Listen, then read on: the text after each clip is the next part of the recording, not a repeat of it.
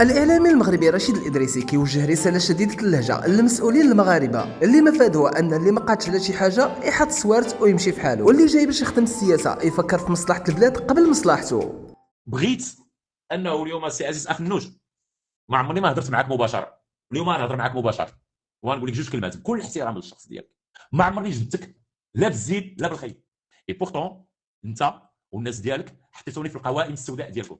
صحتكم براحتكم، انا ما عمرني ما جيت دقيت عليك ولا جيت دقيت على شي واحد من الحاشيه ديالك، او هذا باش تدور معايا ولا باش تقد معايا ولا باش تعطيني منصب ولا باش تعاود ترجعني الاولى ولا ترجعني ما عرف فين. جامي.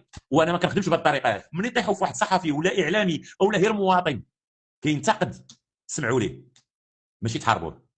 وبغيتك انك تكون عندك الشجاعه وتعطاك هذه السميه هذه ديال انك اول رئيس حكومه في المغرب كتكون عنده الشجاعه انه يقدم الاستقاله ديالو، لانه هذه المساله ديال الاستقاله خصها تولي عندنا عرف في العمل السياسي ديالنا. اللي ما قادش على شي حاجه يمشي بحاله، يحط الساروت ويمشي بحاله، وبركه من الثقافه والسياسه ديال الهوته.